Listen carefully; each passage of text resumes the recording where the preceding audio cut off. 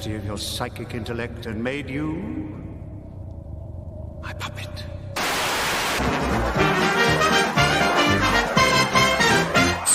It's a bullseye! And here's your host, Jim Boyd!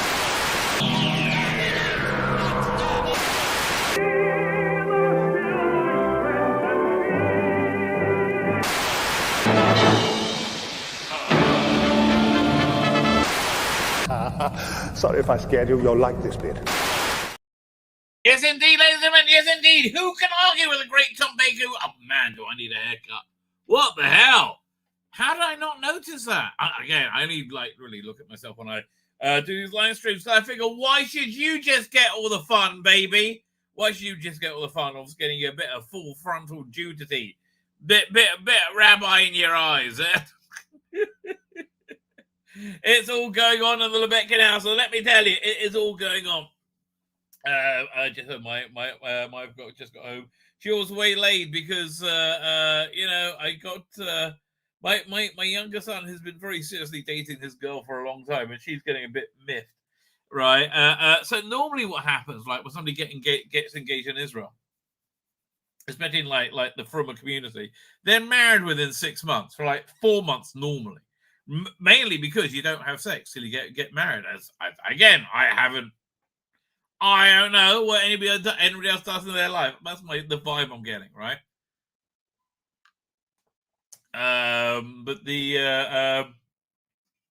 So yeah, I mean, like, he's been dating this girl for a long time, right? So yeah, but he doesn't feel like he's ready to be married, which is when you get engaged in Israel, you get married, right? Blum, blum, it's in the religious world. But like this war has really made things very different, right? So my wife was telling his girlfriend, you can get engaged and not even think about planning a marriage for a year, like normal people do in America or England, right? So I think that might be going down in the near future. That's the vibe, that's the pulse I'm picking up on, which means more of a pain in the ass for me, frankly. It's I don't want to tell you. Thankfully, he's got a friend who's like telling him what to do. Right, he's Serrano de Bergeracking it. So I got that going down. What else got? I got a bunch of stuff. A bunch of stuff happening.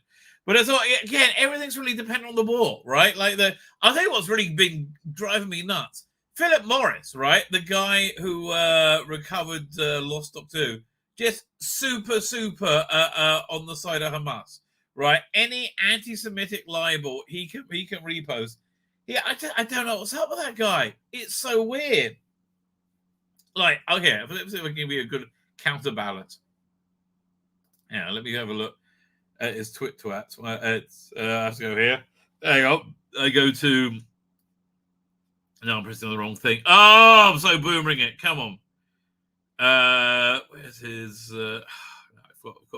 I've sent out the announcement about the video. Oh, there it is. Very good. By the way, I think today's thumbnail is fantastic as always, right? Just fantastic as always. But like, there's this. 1 second. If I can put it over here. Doink. Doink. Go there. Fine, share screen. So it goes from like, just stupid celebrity to full-on anti-Semitic, right? Really absolutely full-on terrifyingly anti-Semitic. Doink. There you go. So you got Rachel McAdams calls for a ceasefire now. What does that mean, Rachel? So should we just let the 115 people who've been kidnapped be raped and murdered to death? Right? How about you, Ben Affleck? Ceasefire. If Hamas is asking for a ceasefire, let's talk about that. Tom Hardy. Well, I liked you in Peaky Blinders, so that really clears it up. Julian Assange, I agree with him. Ricky Gervais, agree with him there. Listen, a key sanction that helped demoralize the racists in charge of apartheid, and that's apartheid South Africa. There's this insane view, right, that Israel is all white and it was a all-white colonial Western occupation army that came and stopped. I just saw this just now on Talk TV. They're saying like, oh, for the last 80 years, the Israeli government turned a blind eye from settler violence. There's no fucking settler fucking violence, you lying cunt. Again, this is my neighborhood, right? This is my neighborhood. There is no settler violence, ding-a-ling, right? And look, what, compared to like any other type of violence? Yes, no, there is no settler violence, right? And settlers stealing Arab land. When? And they believe this bullshit, right? They believe it, right? Meanwhile, hang on, let me pull this up over here. We have, look, elderly woman, her son killed. But look, this is the guy who was killed today in combat. That's not blackface, mate. He's black, right? He's Israeli black. But people like Philip Morris, they're like, oh no. No. They must be it must be this evil Israeli now I've lost where I am. Oh, is this it? Yeah. A key sanction that helped demoralize the racists in charge of apartheid South Africa. Forget the racists in charge of Gaza or the West Bank, right? With all the Fatah going around there. And brought down the apartheid regime was the exclusion of South African teams and athletes and all international sporting facilities for as long as the blacks had no rights and faced a different set of punitive legislation than the dominant ethnic group. That doesn't happen in Israel. Yanis Varoufakis, who's Yanis very fucked up. Lying cunt. Right?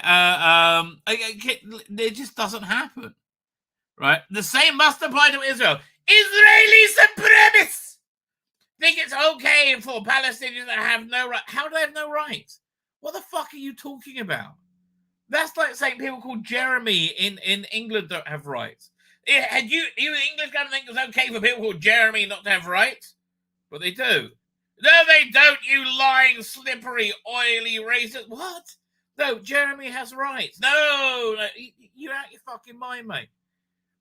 Palestine, it doesn't matter who you are, you're subject to the same fucking laws. Cockwomble cunt. But people like Philip Morris, like, again, dude just doesn't like Jews. Evidently, from what he's, again, this libel that he's posting. Israelis think it's okay for Palestinians to have no rights to be subject to punitive administration and legal rules in Israel proper and in the occupied territories. So, again, I don't know what you're talking about, right? And I live here, right? Oh, they pulled the wool over your right. No, they didn't. You're just a racist cunt, right? They think they can circulate within the world community. Unlike you. You're right. The Hamas and the ISIS of the world, they're just salubrious. Everybody fucking loves them. Oh, let's play a bit of footy with the person who raped and murdered a baby this morning. Yeah, that sounds fun. As if apartheid at home is fine and the world does not care. There is no apartheid in Israel, right? It is imperative to the international community to demonstrate to them that no, apartheid is not fine. There is no apartheid in Israel. You're absolutely out your fucking mind. It's high time Israel is banned from more. Yeah, again, this guy is being anti-Semitic, right? And of course, has to be shared by John. Look, at the beginning of October 7th, Netanyahu quoted Bible verse, right, about going to war. And they're saying, see, he plans to do a Holocaust. He plans to do a genocide. They're saying it openly. No, we're not. And frankly, if we were, again, this is what anti-Semitism actually really is, right? Blood libels, right? We got here.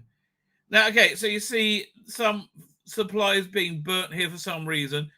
We don't know who or why they're doing this, right? And we actually don't know if they're burning it. Does it?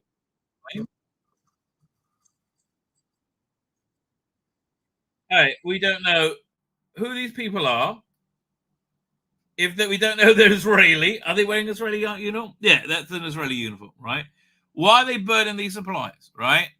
probably for, I mean, I would guess probably for a good reason, right? Probably because they've been tainted, they're poisoned or something along those lines, right? Why would they say, again, why is it to the Israelis' advantage to starve? Well, there is no starvation going on in Gaza. Well, why would it be Israel's advantage to do that? Like, how does that help anyone?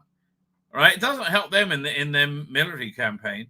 It's only if you believe in the absolute anti-Semitic lie of the evil, bloodthirsty Jew. Oh, blimey, Alan Moore's trending. Okay, well that sounds. Oh, I don't know. Let me do a bit more on. Yeah, like again, there's claiming London's no-go area for Jews is an attempt to raise the Jewishness of the fact. Yeah, please. Okay, the Jewish Voice for Labour. I remember when they all defended Jeremy Corbyn, right? And they would always have the same line, as a Jew myself, right? And then we started to dig into all these people and they weren't Jewish at all, right? Well, no, but I feel kinship with Jews, right? I bet there's 20, 30 people there. There's probably one Jew, maybe.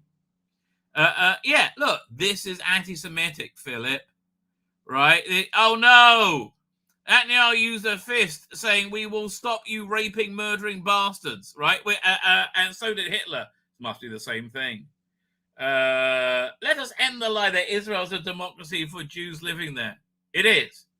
It's a democracy for everybody living here, regardless of their religion or their ethnicity, right? It is a ruthless tyranny with frequent elections that entrench the settlers' power. That, again, that's just detached from reality, Philip. Right? There's been a political stalemate between the left and right for a good 5-6 years, right? And it's been going either way. The right for the longest time had no power. They just got power, right, a year ago, and they've been working on making the Supreme Court as to function as the American Supreme Court does, in that the justices are nominated by the government. They don't self-nominate who goes on their court, and that literally tore the country apart. Because the left was like, no, you're going to oppress and dominate us. No, we just want, they used the Supreme Court as a legislative body that didn't need to be elected. That's your liberals' favorite fucking kind of legislative body. They don't like the ones that need to be elected because they never get elected. They can't win elections. Why? Because I've seen people find out what bullshit they're up to. Oh, yeah, you find out new ways of cheating elections like the Americans did. It's frequent elections that entrenched settler power. What the fuck are you talking about? The struggle to liberate Palestinians from apartheid. Okay, what apartheid? What law am I not subject to that Palestinians are? Let's also struggle to liberate Israel. What the fuck are you talking about? Right? Oh, so many. Look, we had another rally in London where hundreds of thousands of people were screaming to kill all the Jews. Right? So, yeah, it's like looking at the Nuremberg battles. It's nothing you should be proud of. Richard Mendes says, no one has done more to delegitimize Israel than Israel. Let me guess, Richard. You didn't think they're legitimate to start with. No one is responsible for more anti-Semitic today than Zionists who have hijacked the entire religion and committed unspeakable crime. Well, name me one. Again, and then when you deep dive, it's exactly the same. It's exactly the same as when people like this, you say, Jews are using Christian baby blood for their matzahs, right? It's the same exact people. And Philip Morris, you are one of those people. I hate to say it. A great disappointment. This is really Pallywood, right? There's so many times they found out they bury dolls, or they lift up little dolls saying they've been killed, right? When they aren't real. It's so many. Again, they lie about freaking everything. Oh, here it is. Yeah. So it says when they're talking about how South Africa, bunch of moron, idiot racists that they are bringing have insanely brought Israel to the Hague to for what's it called again, for genocide. Again, how is it genocide when the population of Gaza and of the West Bank have gone up? The Arab, How is that genocide? But again, people like Philip Morris, they don't care. They don't care. Anything about being able to talk badly about Jews. Oh, they're all up for it, in my opinion. Well, again, just based on his public postings. All right. So what's this? I got a thing about South Africa. Drink.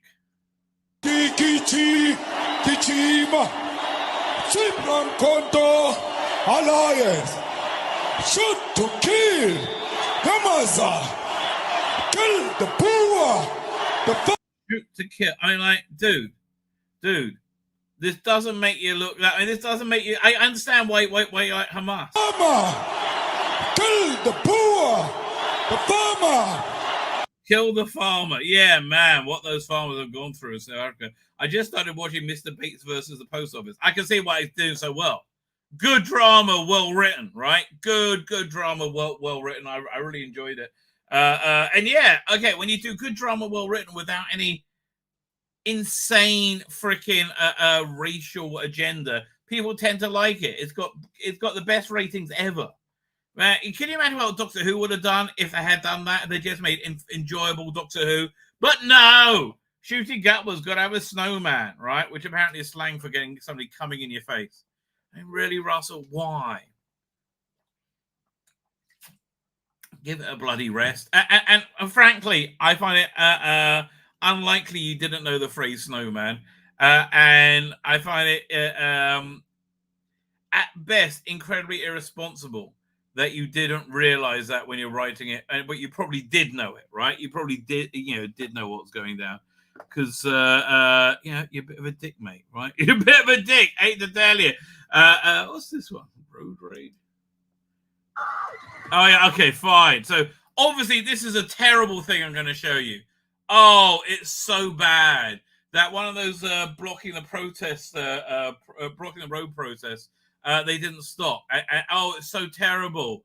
I condemn this person terribly. I'm not thinking this is hilarious, and we should all point at it and laugh and piss ourselves laughing. No!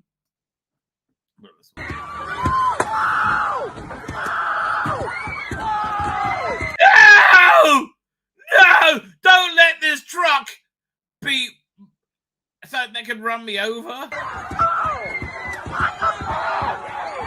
What the fuck? You were blocking the road, right? You're blocking the road. And look, not me, obviously, because I think this driver is a terrible person. Oh, terrible. But, there are some out there who say they should just make a law that you could drive at high speed when somebody blocks a fucking road for their woolly protest, right? Buckles, not me.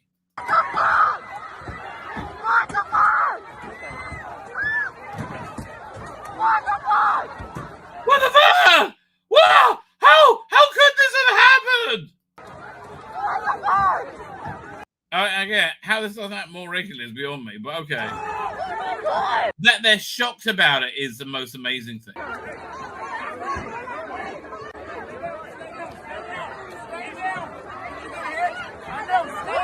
Stay down! You got run over because you're sitting in the street like an idiot cunt. Oh no! Should have been. How can you do? If you go crazy, can you move?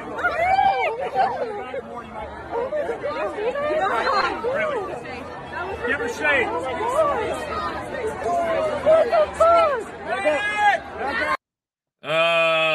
And again, I'm keeping on my conversation with my neighbor, who I like a lot, right? Actually, I had his daughter was with us she was in her 30s, right?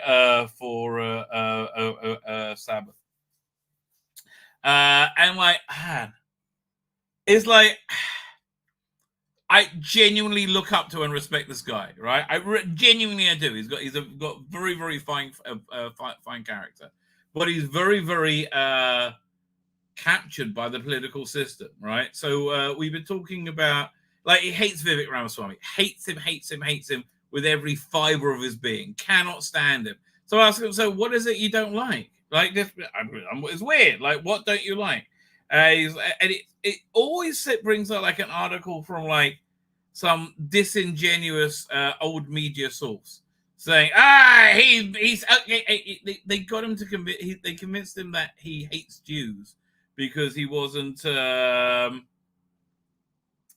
yes, let's send every bit of money. Look, and I'm on board with them saying send every bit of money to Israel, right? I am, but so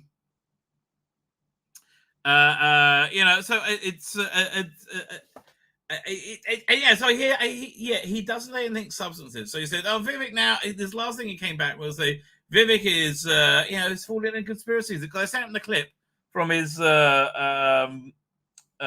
it called again, for his town hall. Well, he says, look, Nikki Haley, she's being paid by the same, supported by the same billionaire class, same billionaires, right, that are funding the legal prosecutions against Trump and supporting the Democrat Party, right? So it seems to me they're working on it. Now, I think these legal attacks against Trump are a full-frontal, full-throated attack on democracy itself, right? Clearly, the country wants him, right? If he put him up for election, right, without there being any shenanigans, he's gonna clean up, right? Clearly, right? And it's funny. My Democrat neighbor always used to go on and on about voter suppression. Now I bet she's fine with it, right? So when they say he's into conspiracy theories, so I said specifically what, right? Yeah, I'm going to hold your feet to the fire about it. Specifically, what conspiracy theory? Are you saying that Nikki Haley isn't paid by those same people? But she is. It's a good question, and it's a serious question, and you need to answer it. Are you saying that the January 6th wasn't an inside job? But it was.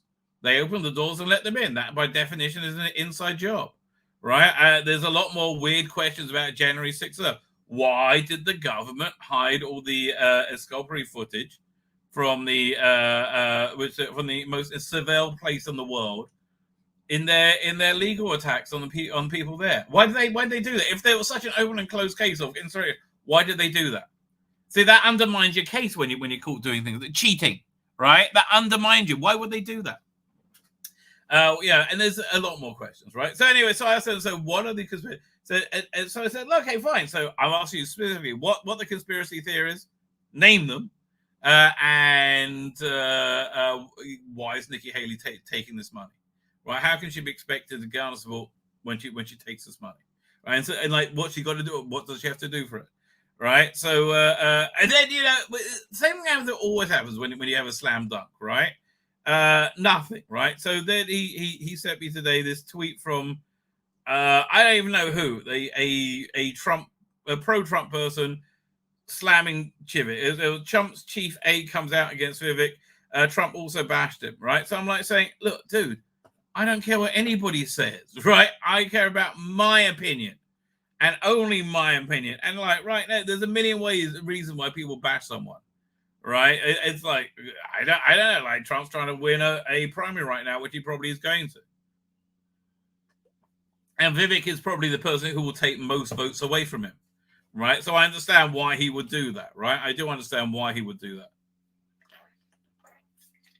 Still, it's like the Iowa caucuses tomorrow. I really hope Vivek trounces, like absolutely trounces Nikki Haley and DeSantis. That would be. So, but again, like his entire vote, I think is going to Trump.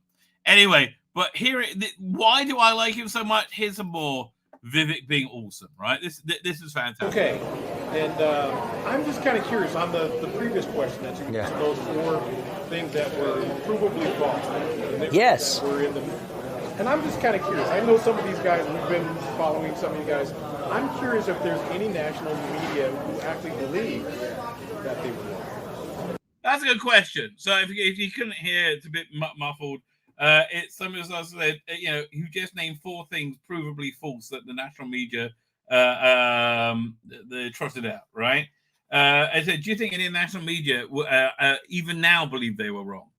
And this is fascinating. Watch this. Actually, it's a good question, Eddie.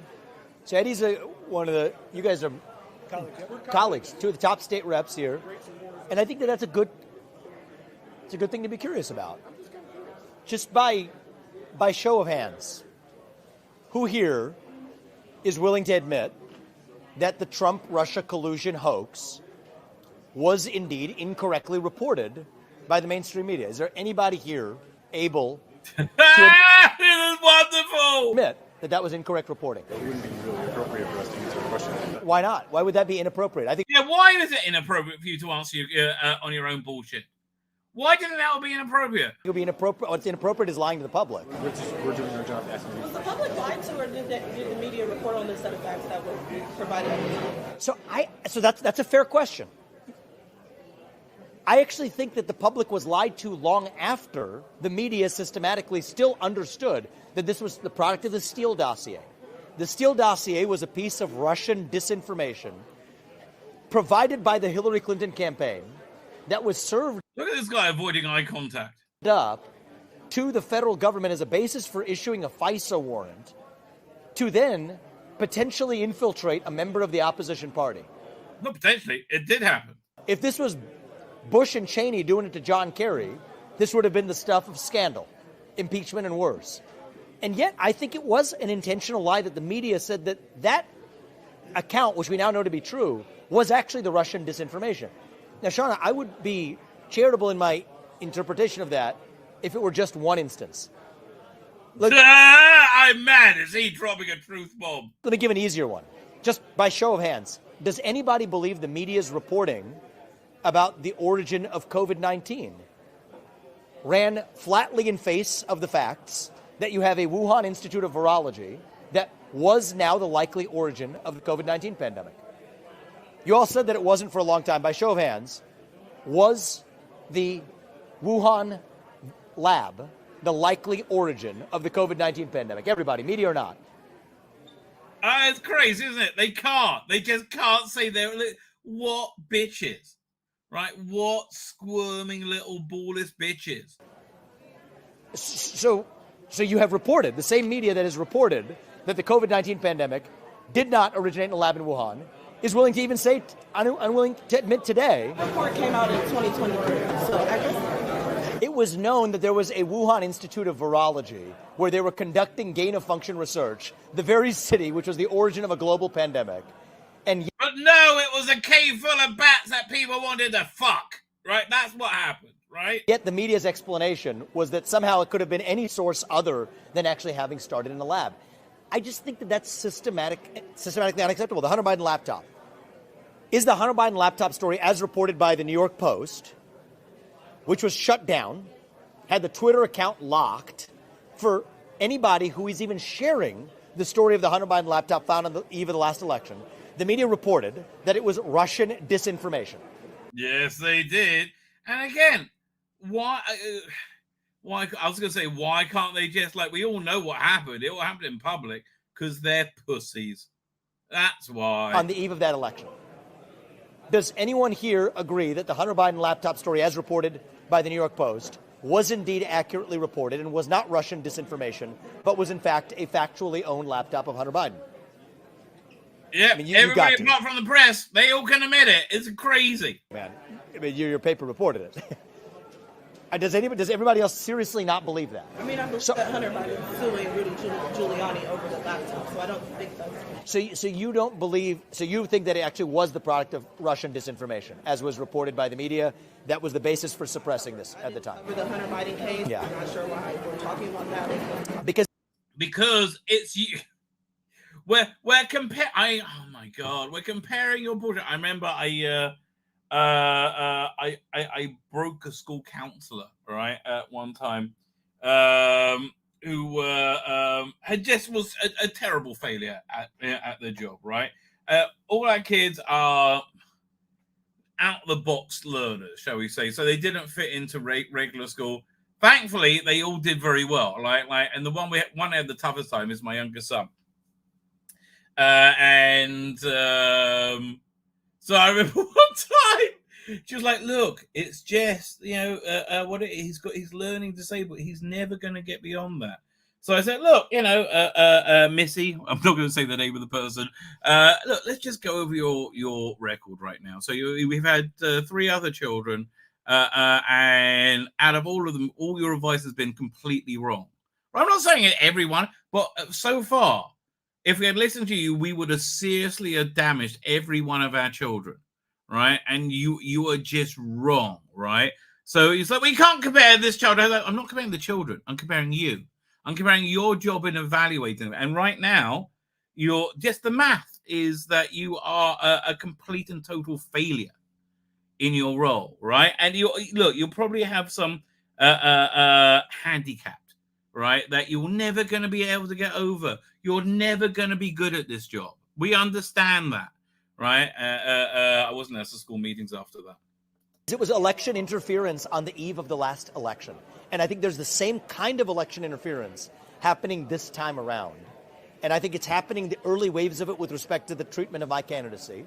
And I think that is likely to be a major problem heading into the next year unless we're able to openly and transparently acknowledge the mistakes of the past. Without acknowledging the mistakes of the past, I think we are destined for an even more dangerous future. Again, Vivek, mate, I love everything you're saying. Okay, how about this? Let's make a new level of government. Let's make Trump king, right? I don't mind him being the royal family. He seems kind of kingly. And I just think a new level of government, that could just clean out all the dirt and the gunk, right? That would only really work if we all believe in the same God, right? But if we did, boy, would that be awesome, right? And I do not want to see a repeat of what happened in the 12 to 15 months leading up to January of 2021. I don't want to see that in this country. And I worry we're on a path to far worse than that until we have accountability 360 degrees for the mistakes that were made in that lead up. And the Hunter Biden laptop story and its suppression, Shauna, I do believe was a key part of the lead up to that. I think the suppression of the origin of COVID and the origin of the pandemic was a key part of the lead up to what happened in January of 2021. I love watching all these media people squirm. Oh, it's so sweet. I think that the systematic suppression of speech in this country, even about debating the lockdowns, was a key part of what culminated in January 6, 2021. And as somebody who's looking to lead this country and hopefully, dare I say, reunite this country, I think it is critical, it is vital to the future of this country that we not repeat those same mistakes, and yet that's exactly what I'm seeing play out in slow motion, hiding in plain sight. And it's incredible. Again, my neighbor, who I genuinely respect, right? Not many people I can say that for. I genuinely respect this guy, right? He's not stupid either, right? But he's not able to answer any questions. And I was like, well, specifically, what's he said that you don't like, right? I mean, again, I can point to Nikki Haley, and he loves Nikki Haley, right? Because the corporate they want because the elitists, I believe, want a Nikki Haley and whoever, Gavin Newsom, Biden. It doesn't matter. Right, because they own both of them. That's what they're used to. They're used to owning both sides of the political aisle, and that way doesn't matter who wins, right? And it's more advantageous to them to have Nikki Haley as their puppet right now than a Democrat. And so it's my concern for this country that leads me to run for U.S. president. It's my concern for this country that causes me to raise what aren't some ancient issues to be swept under the rug. I think that history is relevant to what's happening today. Oh, Vivek, don't make me love you, baby. Don't make me. What was that? I'm trying to think. I was like Mike Tyson, right? I remember when he was getting ready for a fight. He was like, "I'll love you a long time, baby." Like, what? That's weird. Okay, ladies and gentlemen, I think I have done well for our little community with my thumbnail today, and I think my thumbnails are I have to say, knocking out the park, baby. I use technology for what it's meant to be used for, making your masturbatory fantasies from the 80s real. Look at this. I am so chuffed with this Wilma Deering, right? I mean, look, she's obviously... okay, on the AI engine to make I put small breasts, right? No, they come out like that, man. So I went through many different iterations till we got to this final one. I started over here. I thought silver bikini, maybe. And yeah, look again. You wait till we'll get to you in a minute, darling. Right? But yeah, look, I think this one. I'm just a bit distracted. It doesn't feel very Wilma Deering. I mean, it does actually to me. But the sci-fi-ness of it was a moment. So I thought, we got to go for more of a glitzy spacesuit sort of thing. So I went for something along these lines. And again, look, Erin Gray is made for AI. Apparently, her face swaps beautifully, right? So I thought that's good, but it just didn't seem to have the right character. So I thought change the pose, also very good, but still. Then I realized, no, Wilma Deering right, in 80s Buck Rogers, was a very commanding presence, very serious presence. Oh yes, and so that now I feel we've really hit on it, right? Now I feel that we're that's the Wilma Deering look, right? Her expression, it really works very well. But yeah, and then we wanted to loosen up a little bit, and oh yes, Billy, that definitely. And then we ended on this one because it's just perfect, right? So as you saw just now, I've been working long and hard to try and create a Leela, right? To try, I think we might be ready by next thumbnail. Here we are with that Leela, Louise Jameson. It kind of works, right? It does. It kind of works like leader of the 17. I'll take me to your leader, right? That one's a particularly good one. Yeah, that one does feel like a sexy Leela. As does this though. Leela After Dark. That's a good one as well, right? I think that's. I'm not sure which is the best one. And then finally we have this one as well. I don't know. I'm stuck between. Oh, that's good too. Her hair's right on that one. This, I think that's really there. I think that one must be it, right? I think that one's it. It's between this one or this one. I could go either way, right? I could really go either way. But either way is going to be good, baby. Anyway, let's get to the chat. What were we saying here? My name's Colonel Wilma Deering, and we travel back in time to save you from the woke apocalypse. Billy. Looks like we got here too late. By the way, I hope you do appreciate the Buck Rogers spaceships in the background, right? They're going to Whoniverse no more. Yes. The vibe I'm getting is that, you know, the millions of spin-offs we were expecting, we're going to be lucky to get one at this point. I think there were a few things spinning, and we're not seeing anything until we see performance, because Disney has lost the streaming wars, right? We're going to be talking about that first. Disney has lost the streaming wars. Netflix has won. And hurrah for that. I'm kind of glad they did, because they were the first ones there. And they were the first ones to really retreat from woke, right? Especially with they did really good work with Ricky Gervais and Dave Chappelle. So, yeah, very good. I want to go over an article on Bleeding Cool. How a new generation of Star Wars fans fell in love with imperial fascism. Yeah, the kids today, bloody hell, kids today. But they side way more with the Empire than they do with the rebellion, or the resistance, as they would now call it. Start discovering movies. Why? Just why? Why would you do such a thing? I don't know.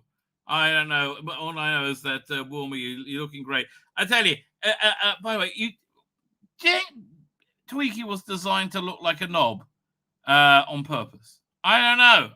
Billy. Of course, there was Buck. Billy. Oh, man, I can't wait till I can make my own AI Buck Rogers. Of course, the first AI creation engines are all going to be porn. You have to weed through that,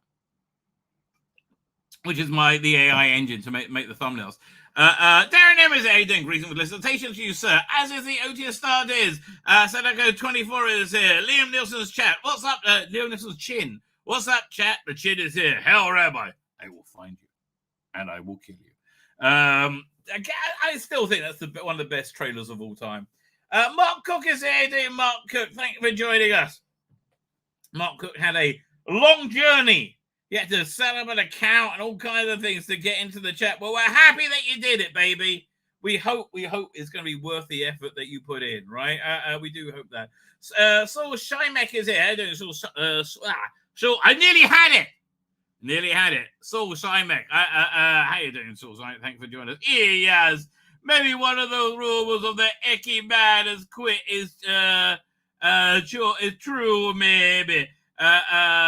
Maybe he can bring me back as the 16th Doctor. Oh, Icky Thumb. And I think he would at this point.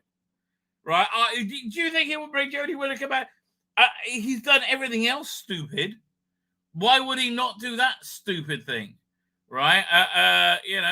Rosny Davis seems to be like, oh, what's the stupidest thing I could do next? Got Archers here. Jeremy Corn, Jeremy Vine, you may have a point there. Exactly.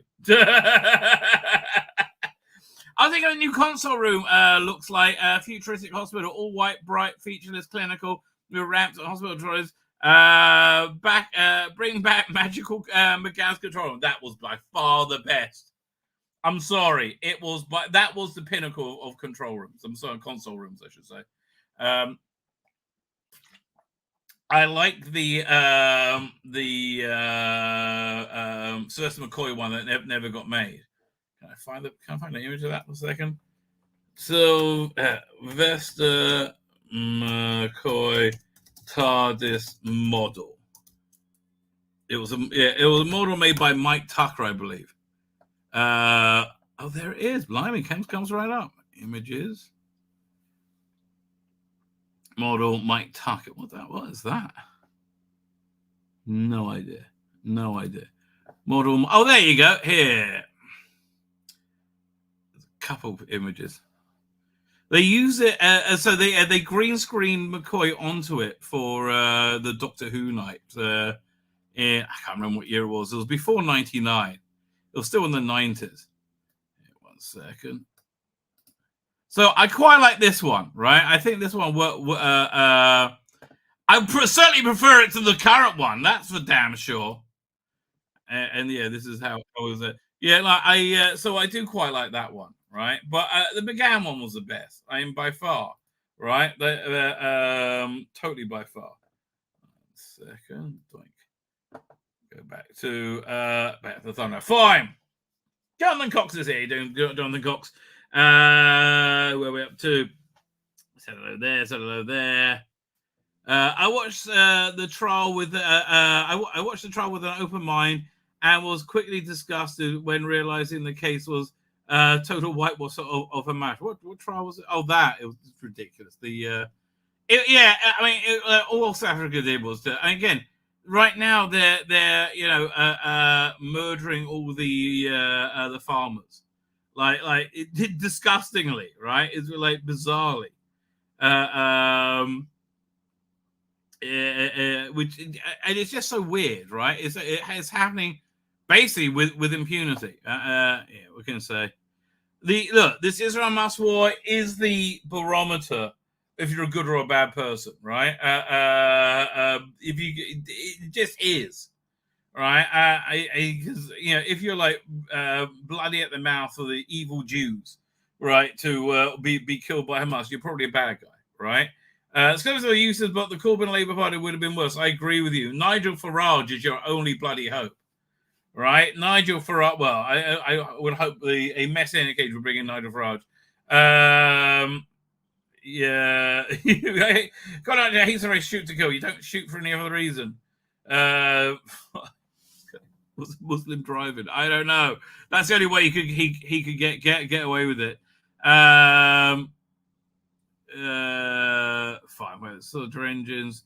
Just trying. I'm whizzing through. I'm scanning the chat. Right. I'm scanning chat. Review yourself. As I said. Oh, review yourself. Just thought. Remembers of the Daleks said it was. It really was a good one. Right. It was a great season, right? It really was a great season. I love Remembrance of the Daleks. It's one of the all-time best Dalek stories. I wouldn't get excited. What's the next in that season? Let's have a quick look. We go Doctor Who episode. I think it's Happiness Patrol. Now, I like Happiness Patrol a lot, right? I really like Happiness Patrol a lot. A lot of people don't. Let's see a lot. I thought it was a really good story, right? I really did. I thought it was a really solid, great story. It was after Seventh Doc. So after Happiness Patrol. Silver Nemesis you could skip and then go straight to the Greatest Show. Battlefield, sadly, that only really works in the DVD or Blu-ray version, which has new special effects and is cut down. Ghostlight is one of the greatest stories ever, as is Curse of Fenric, and I like Survival as well. Basically, the rule with Sylvester McCoy is 3 out of the 4 stories, awesome, right? I'm really glad you enjoyed it, though, right? It is. It's fantastic. It's one of my all-time favorite. It's ironic when they say they want to take Trump off the ballot to save democracy. Isn't that the opposite? I know. But they don't, they're not able to see it. Lonnie, I said hello to you. I'm sure I said hello to you. On Comics is it? Anyway, absolutely, I have now. Beware low flying bicycles or bicycles. He said to vote for him, not Trump. Sorted. I always said he was a WF shill. Talks well, Soros funded. I don't think he is Soros funded, right? I've like, I don't know. Listen, I've done some kind of done some looking into it. And that seems to be debunked, right? I don't think he is Soros funded. I think he's self-funded. Right? Oh no! Oh, he might be lying out of his ass. He's a politician, or he's getting into politics anyway. He may. I just like him because he's pretending to be the sort of person I would like in politics, right? Even if he's not that. Maybe who knows? Who knows? I think. Well, WF Shield, you're looking much more at Nikki Haley, right? Again, but. No one can really look in people's hearts and know for sure, right? PD Rich, I'm sure I said hello to you. I'll say hello if I haven't. There we go. I discovered the red eye through Nerderotic a while back, and so glad I did. Well, I'm so glad he did. He is now one of my favorite commentators on YouTube. Well, there you go. And look, that's Liam Nielsen's chin talking, right? He will find you, and he will kill you. The only kind of hair color. Could be natural black or blonde. Well, that was the thing. Oh man, did I try many different hair colors? And this is the closest one I got. This for me is Wilma Deering hair. This is more season 1, I believe, right? And also, I think it's based on like the 1940s. Was it 1930s Buck Rogers, where Wilma Deering had red hair, also in the comics. I think, right? I think. What are we talking about? Billy. So that short promo clip with Leela for the new Blu-ray set is better than anything during Jonas 3 as well. Again, that is not really hard. Star Trek's going to be movies and Star Wars and the MCU don't feel badly enough. How do they keep doing it though? Like what success have they had other than keep making it? And then they act like bitches when everybody goes, "Oh, that's shit." Yeah, because it was shit. Obviously, Matthew Burrows is here. How you doing, Matthew Burrows? Thank you for joining us. And we're up to date. There you go. Lightning Bolt Buck Rogers was in color. No, it was in color. No, but the comic strip was, and Wilma Deering, I think, was a redhead. I think. Wait a second. So look it up. Wilma Deering, Buck Rogers. Yeah, it did float between blonde and red. Wilma, I'm looking up on the. So Pulp Origins, she appeared in the novella Armageddon 2149 from 1928. Blimey, that goes back a long time. And basic elements are present. She is as depicted as an adventurous, heroic, beautiful, and romantic interest for the heroes. For the hero. Or the heroes. It depends which one you go for. So the 39 serial, but she was played by Constant Moore, who looks very Jewish to me. Well, not sure, didn't have red hair. Right? And what we've got, the first highly recognized role in the serial, Buck Rogers and Buddy Wade awaken in the 25th century to find out the house of the world has been taken over by the outlaw Killer K. Well, we're living through that right now. Along with Wilma Deering, who's lieutenant in this incarnation, Buck and Buddy join to fight to overthrow Kane and help the Prince Talon of Saturn and his forces. In the serial, Wilma is essentially the faithful sidekick, and her relationship with Dr. Who is akin to that of a daughter. Lou Prentice plays her in the 1950s one. 1979 movie. Oh, series. That was it. That was Aaron Gray. Right. Buck Rogers 25 role-playing game. I didn't know there was one. But there you go. I don't know. What I can tell you is I like a bit Wilma Deering. Fine. I like all the bits in front of you, let me tell you. Let me close out a few windows so I can start seeing what I'm trying to get to. I got that is open. That shouldn't be open. Close that. Maybe we'll look at that. Probably not. Look at that. Maybe we'll. I don't know. Probably not. Maybe look at that. Probably not. Definitely look at that. Oh, that's one thing I want to get to. Let me move that to the front of my tabs. Oh, we're starting off over here. Fine. We'll start with that one. And then Scorsese planning a new film to make Jesus more accessible. Listen, I'm up to it. Who did the new movie that just got a 3.5-hour movie on Apple TV? Killers of the Flower Moon. What's the name of that thing again? Let me have a look. Killers of Flower Moon. Is that Scorsese? Who directed it? It is Scorsese. I know. Look, every time I go to watch it, I go, it's 3.5 hours long. It like just puts me off, right? It just does. Look, one second. Let's look. What's his recent movies been as well? Killers of Flower Moon. Let's have a look. Scorsese's. Screen by Eric Roth. Okay. Filmography. Come on. Okay. This Wikipedia is way too long. The Irishman was the last thing, which I thought was excellent. And then Wolf of Wall Street, which I thought was excellent. Shutter Island, I thought was excellent. No, I like The Irishman, right? Fine, I'll give it a go. I know. Oh, sounds like it's going to be too long. It does. But anyway, let's start over here. Doink. Because over these streaming wars are, and this is a big impact on it too.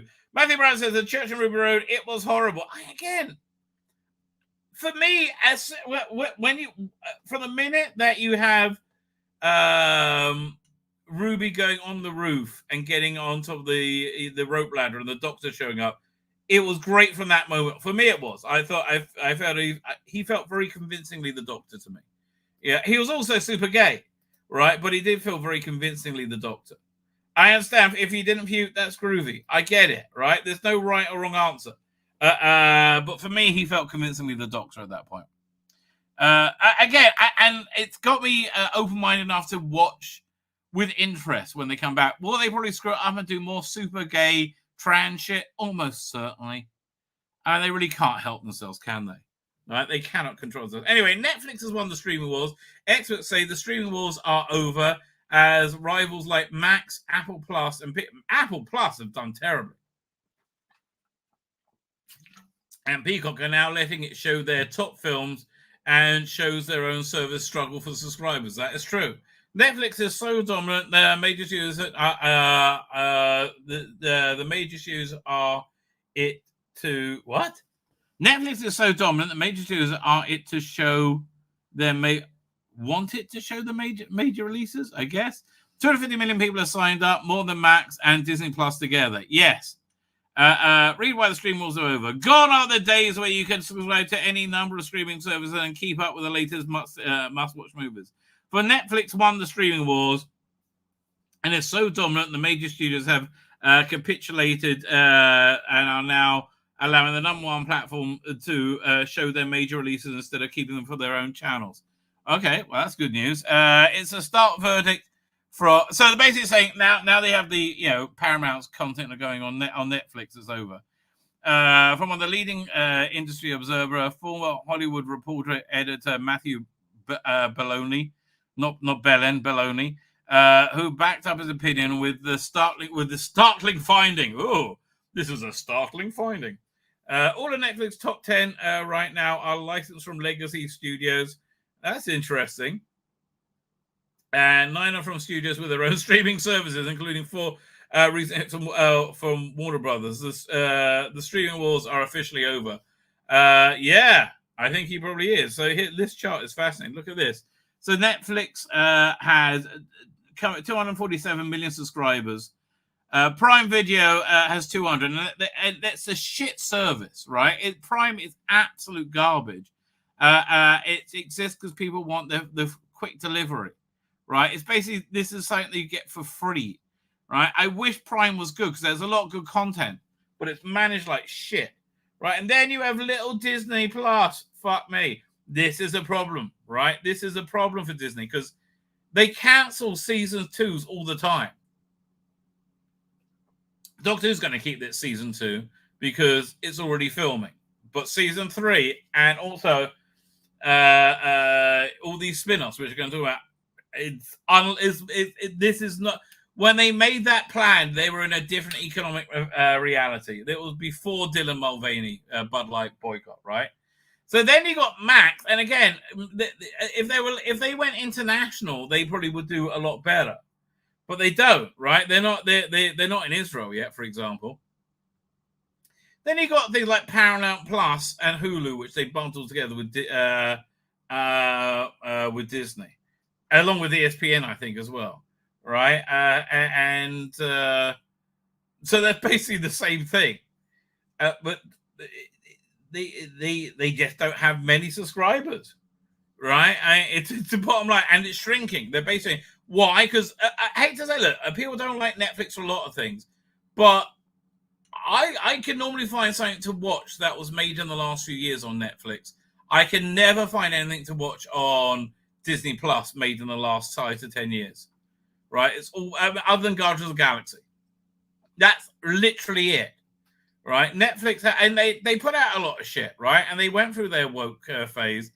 It feels like they're coming out. They're in the middle of coming out the other side.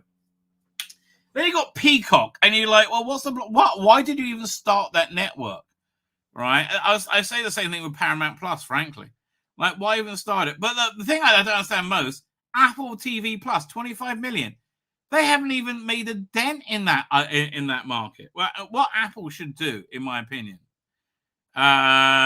is buy Paramount and Peacock, right? And to get their content library. Maybe even Prime Video. I don't know. They have a decent service. They have decent content on this stuff. But they got Paramount Plus. They would add an air of populism. Plus, they could make a really good Star Trek hub, right? Which would bring subscribers, right? To be the one to and make it international. Well, the thing about Apple TV Plus is everything they do is international. Trouble is, they're very much like making stuff for the high end only, right? They're not making, and also I have to tell you, the budgets for these TV shows are all too big as well. The landmark moment effectively means that Netflix rivals have landed hand in the towel. The major movie and TV studios who spent fortunes developing competitors, an estimated $5 billion in the past year alone, admitted they will never topple the giant. Well, again, but nothing lasts forever. By any measure, Netflix is so far ahead of everyone else. It's competing for everybody else is competing for second place. That's 100% correct. In terms of sheer subscriber count, it can boast 250 million people who have signed up, and that's more than Max and Disney Plus put together. Who are their major competitors, right? Even the behemoth Amazon lacks behind 50 million subscribers. And again, people have Amazon for the shipping. They don't have it for the streaming service because it's just managed like shit, right? When I turn on again, technically speaking, Netflix is by far the best, right? When I turn on Netflix, I have all the content available to me in the country I'm in, right? I don't have to like Amazon. No, they just not available in your region. And Netflix, when you're watching, my wife makes me so crazy. The way she watches TV is I find weird, right? She will only watch one show at a time, which means if the show's got like 5 seasons, she won't watch any other show. And she's watching this show right now that, oh God, it's so woke. What is it? It's got the super hot chick from Citadel who I like. What's her name again? Hang on. IMDb. Girl, she's in her 40s. Citadel was great. And until we got to, I don't know, the 3rd episode, that time of it. Priyanka Chopra Jonas, who I think is super smoking hot, right? Really generally smoking hot. But what's that TV show she's in? Again, my wife just is every time I go in my bedroom, there's a new episode of it, and I'm like, oh God, leave me alone with it. Quantico, right? And it's made between 2015 and 2018.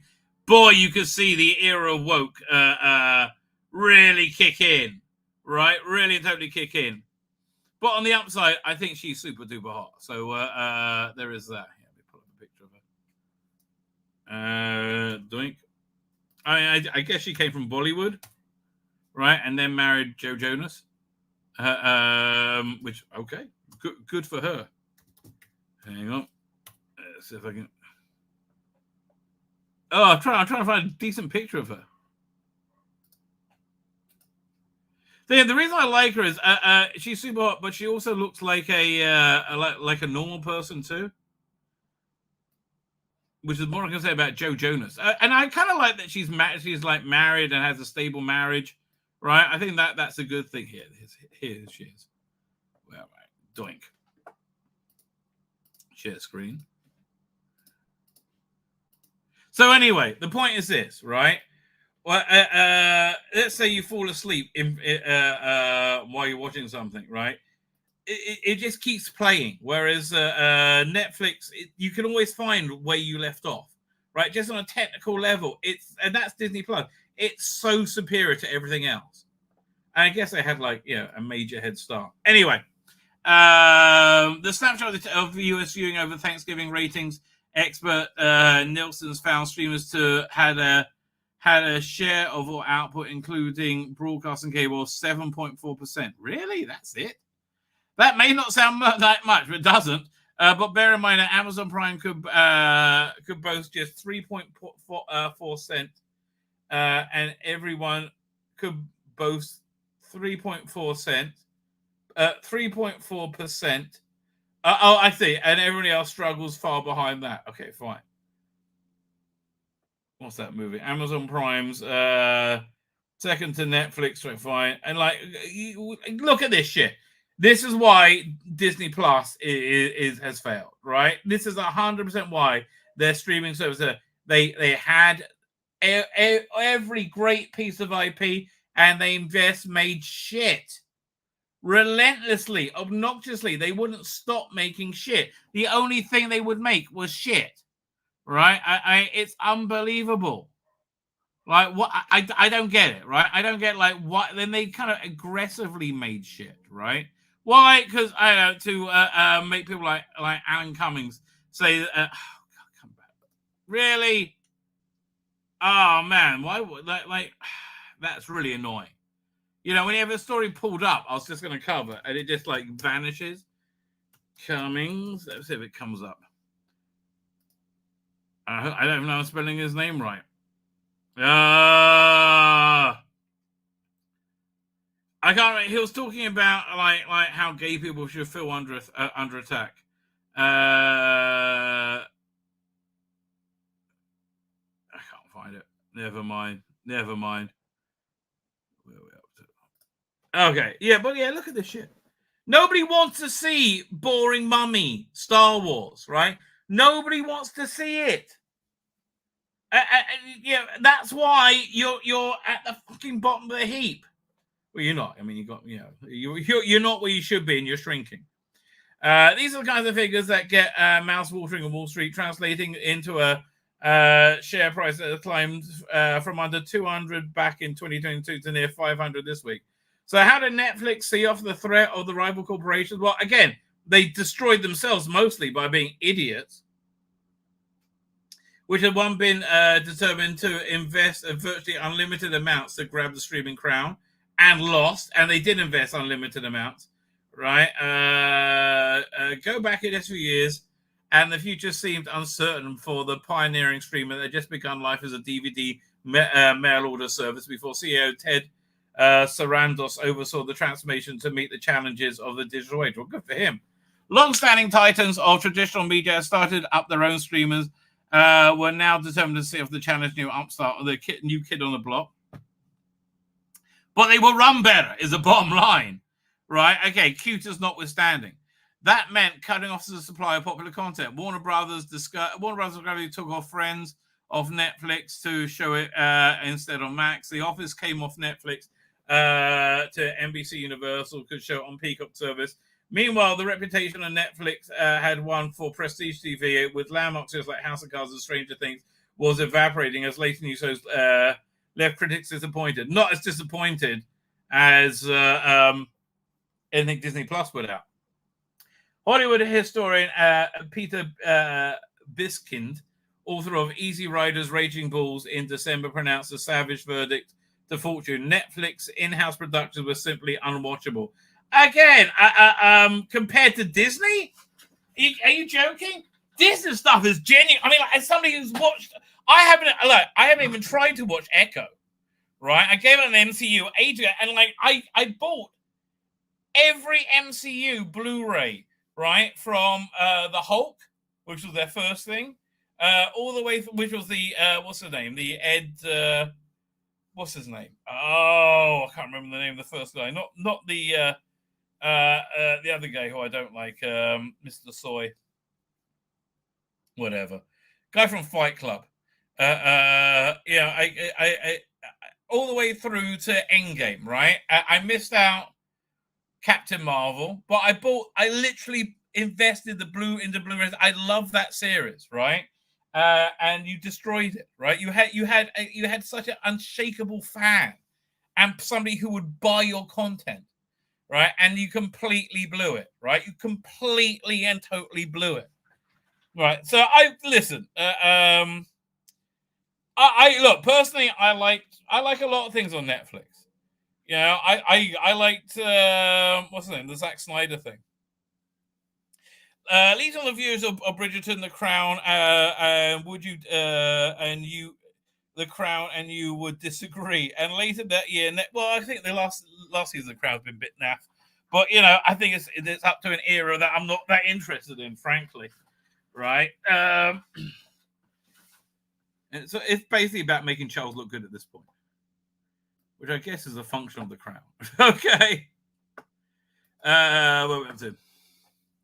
So yeah, Bridgerton was a huge hit for it. For goodness' sake, that actually had a real cultural thing. Next week we'll be unveiling its hotly awaited new shows, including a romantic comedy One Day and epic sci-fi blockbuster The Three-Body Problem. That looks very good, by the way. But its all seemingly unassailable pole position means that it will no longer have to worry about surviving on attractions on its own shows. Hollywood knows there is only one distributor that will give exposure to the biggest possible audience. That's true. That's why DC superhero blockbuster Aquaman was amongst the 4 Warner Brothers films in the top 10. One second. Let me do. Let's sign it on Netflix here. See what's on top 10 in Israel. There we go. Oh, they got. If I do that, we're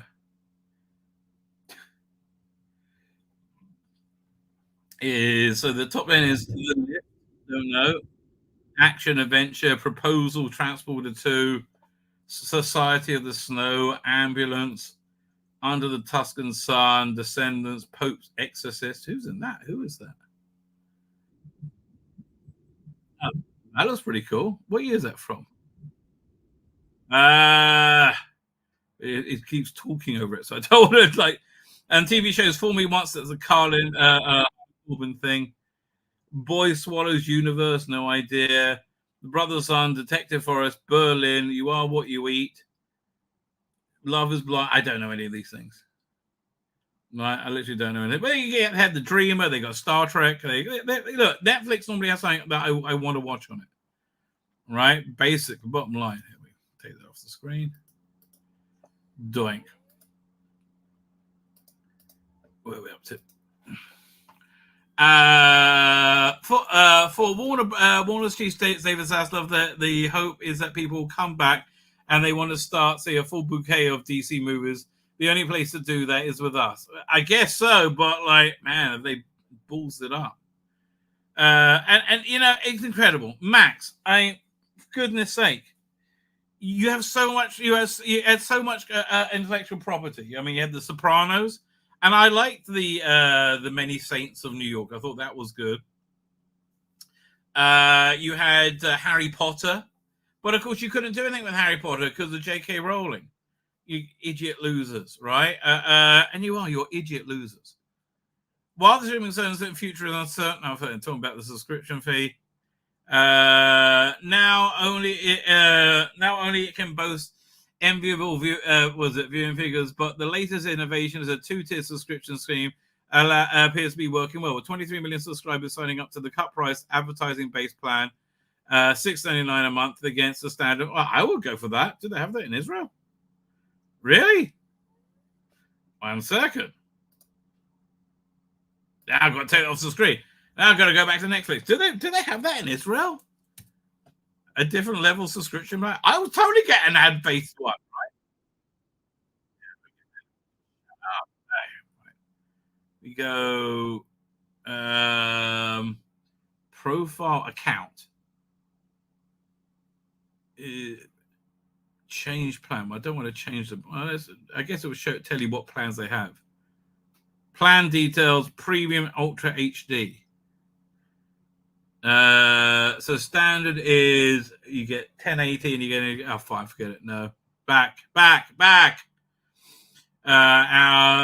So you get 4K HDR, spatial audio available, watch ad free on any phone, tablet, up to 6 devices. Yeah, so this is basically for our entire family.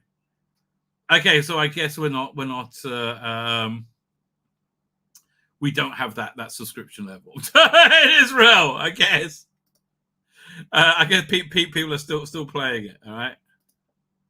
Although, again, I kind of like not having the ads, be honest with you. So while the streamers face an uncertain future, it seems that budget-conscious viewers will be drawn to the ever-increasing numbers of Netflix. The slogan, see what's next, has never been more prescient, right? Yeah, so look, Netflix has won the streaming war again, and what does that mean for Doctor Who?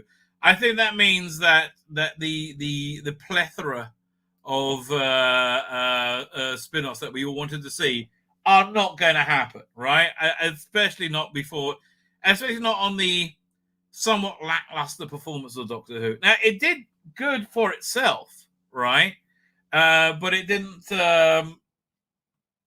do good, right? He didn't have a Bridgerton, right? It had no cultural impact, which is a real shame.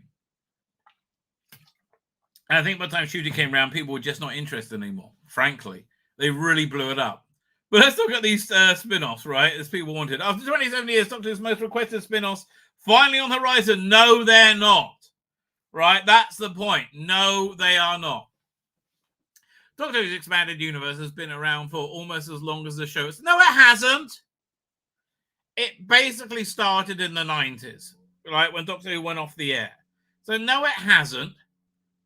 So it missed the first 30 years, right? Yet the show has only been accompanied by TV spin-offs for a fraction of its 60 years. 81 aborted pilot K9. K9 was the... again, wouldn't it be great if you could have got Hinchcliffe and Holmes to follow up Doctor Who with doing a Jago and Lightfoot series, right? And that Jago and Lightfoot series on Big Finish was freaking awesome, right? It ran forever because they were all good, right? It was just a good, solid series. Well written as well, with good characters. Yeah, that's called a good series, right? So you had K9 coming. K9, that's the worst titles of all time. K9. Then the golden between 2006 and 2011, when almost every year brought us a new series of Sarah Jane Adventures and Torchwood. Yeah, that was the golden age, right? Any thoughts that we're going back to that is over. Right, we are not going back to good old Doctor Who like it was then.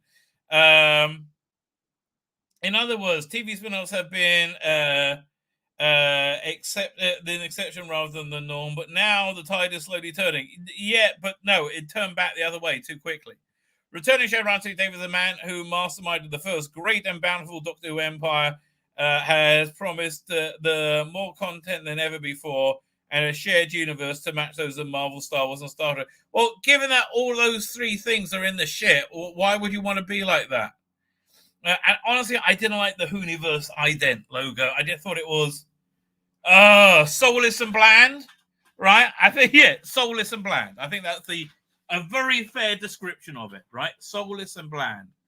So there are many doctors companions are crying out for their own shows, while Rusty Davis is keeping his spin-off plans under wraps because they're not happening. Under wraps is for now. So some of will hopefully make it to the screen. The Master Avengers. That's a dumb idea. I mean, listen, the War Master on Big Finish has been very good, right? It's been really genuinely very good, and you do get like their Master stories are generally very good, right? I like them a lot. I especially like the Master on his own doing mastery shit. That's fun. But it's not like an ongoing show like Doctor Who. You would have like a special, right? A day the Day of the Master or something. The Master has been Doctor Who's mainstay since 1971. He has first appeared alongside every other Doctor in that time. Played masterly by Sacha Dhawan. It really, well, his Big Finish stuff seems to have been cancelled. The latest incarnation, who isn't trapped inside a gold tooth, that is okay. Underwent something of an identity crisis upon learning that. Okay, forget all the fucking timeless child bullshit. Nobody cares. Where the Master, apart from Rusty Davis, who keeps wanting to say, "Oh no, it's totally legitimate," but there's no canon. Nothing's real. It would also be a chance to plug the gaps in the Master's admittedly rather confusing timeline. And no, this is a stupid idea. Stupid idea. Unit. That one's probably happening. And the problem with it is what we see on this picture. Fucking boring. Kate Lethbridge-Stewart is boring. I am sorry. She's a boring character. I know she's a woman. I mean, maybe. I haven't asked how she identifies. But she's boring.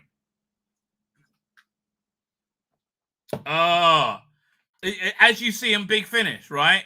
The units releases, they're boring, right? That's why I stopped buying them. Why? Because they're boring, and they keep having to put monsters in to get you interested in buying them, but they're boring. All right? Why are they boring? Because of Kate fucking Lethbridge-Stewart, who is boring. And then Rusty Davis has since again planned spin-offs aren't necessarily the ones about you read about online. It's still an idea worth discussing, not least because it's a brilliant one. Not okay, it's boring. Okay, did you not pick up on this? It's boring, mate. The alien fighting skyscraper building paramilitary organization has been around almost as long as Doctor itself. No, it hasn't. I mean, I guess, yeah. What was it? Take it back. Was it Unit in No, was it Unit in Invasion? I can't remember. It might be. If Unit was Invasion, then yeah, fair enough. Has been alright. Okay, I'm not. Only says would be a budget conscious choice. It would be mostly set on Earth and could be gritted and allow different types of invasion. So it's probably delving into different the Doctor and his office buddies. With Unit playing a prominent role in Doctor Who and the new regular Shirley, I couldn't stand her, and Colonel Ibrahim being set up alongside Mel and Kate. Yeah, I know, it's so diverse, right? It's so painfully diverse. You just don't like non-white people existing. It's such a crazy straw man argument. It really is. With playing alongside with the cast is ready and waiting, and today's landscape will fit perfectly alongside Silent Witness Line of Duty. No, because they're good, right? Obvious choice for a spin-off. I'm sorry, it's just so boring. It really is. Kate Lethbridge-Stewart is boring, right? Animated villains anthology. So this was the first rumor that we had. It'll be not animated villains, but a villains anthology. Right, that was actually the first time we're talking about Sea Devils. I think they mentioned the war between the land and the sea then as well, right? I think this is a reasonably dumb idea, frankly. Listen, what would I do? I would certainly do an animated Doctor Who, but I would like to do that AI animation. With like very well designed characters, maybe bringing Big Finish stuff to life, right? I think that would actually be really, really cool. Seeing as the only spin-offs have been rumoured in recent months, reportedly the monsters of Doctor Who are also getting their own show. I'll believe when I see it. Nero has since claimed that this project will comprise of a number of limited series, beginning with Sea Devil Saga, the war between land and sea. Why do you think it's animated then? Epic as this will be, we're going to propose something different. An animated anthology series encompasses... Yeah, no, it's shit when they do it in Star Wars as well. Animation would be a perfect medium for a monster show because you can immediately eliminate the costly CGI. Yeah, but it also costs a lot to do good animation. It would have to be... it would just have to be... It wouldn't be one... Okay, so basically you're talking about that Star Wars anime show with Doctor Who. Fuck off. Tales of the TARDIS New Who. What? Tales of the TARDIS wasn't exactly a fully fledged spin-off like Torchwood, but nevertheless, it's a delightful way to incorporate past Doctor Who companion duos. And the reason they also to introduce classic Who to a new audience. You don't need a show to introduce New Who to the New Who audience, right? The first six installments, most obvious choice, the classic cast returning. Sure, some actors like Paul McGann and Daphne were suspiciously absent. Not really. He only did 6 ones. Really? And elsewhere, there are many classic stars who sadly are no longer with us. Arguably, then, the most obvious choice to go with the second series will be New Who vignette. Yeah, no... The function of this series was to get people to watch clap. Whatever. Tell the titles have allowed Sarah to reminisce about Doctor Who companions pairing up. Terrifying thought that maybe that a Monday Now show has been around long enough. No, I can't. It's too stupid. A future Doctor. Fuck off! Now, that being said, I did say to wrap up Jodie, instead of doing Flux and the specials, they should have done like a Doctor Ruth series and then tied it up with tying all the bit plots together with Jodie appearing in the last one, because what's the name, Martin, was just so much better. The Jodie Whittaker as a Doctor, even though she was shit. Joe Martin's Fugitive Doctor was the highlight of the Timeless Child storyline. No, okay. That was the least shittiest bit of it, right? And again, only when you put it next to Jodie Whittaker, who was awful. Yet she only made 4 appearances on screen because they just forgot about it, right? 3 of which were cameos. Yes, we know. And she only physically appeared once in her first story. Every other time it was either a flashback or hologram. I know, it was shit. And possibly, it's possible that she would have featured more in the original Series 13. When they were doing a 5-year plan, yeah, she would have featured more. Others argue the incarnation was doomed from the start, and it was irresponsible of the show to writers to sideline her, not least because she was the first person of color to play the part. Oh, well, she has to be treated differently then, obviously. However, the future of the Doctor is starting to find home in an expanded universe. Really? How's that Big Finish series going? Any announcements? Right, her movements prior to Future of the Dune is detailed on Titan comic origins, and that is unreadable shit. Right, like genuinely unreadable shit. And she's set to get her own Big Finish series too. Oh, when's it coming out? You announced it like a year ago? No sign of it. No. So why not expand a story onto the TV screen? You have one comic story that was shit, right? Unreadably shit. And something that was announced that then weirdly vanished, okay?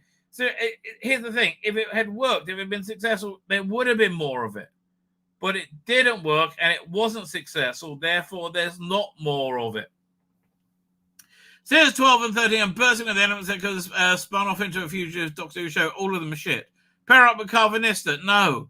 Explore Time Division? No. All that's bad. Or about her history with Swarmers and Azure? No. Go away. Oh. Sarah Jane Adventures follow-up. I mean, I guess I thought they were going to do that with Ace, frankly. A charitable world. I guess that's what they'll call it. But again, we're just not in that realm anymore of Doctor Who being... Why did Sarah Jane Adventures happen? Because Doctor Who came back and it was insanely successful. They couldn't believe how successful it was.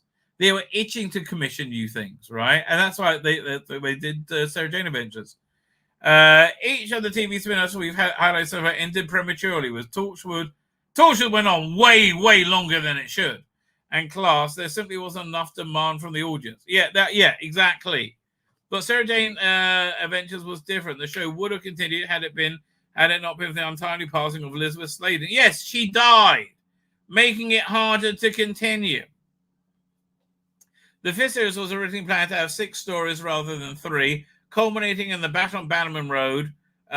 More stories were being planned beyond this, with one suggestion seeing Sarah Jane relocate to the countryside for a soft reboot for Series 6. Unfortunately, it wasn't to be. At the time, the production team were quite rightly adamant the show couldn't go on without Sarah Jane. Of course it couldn't.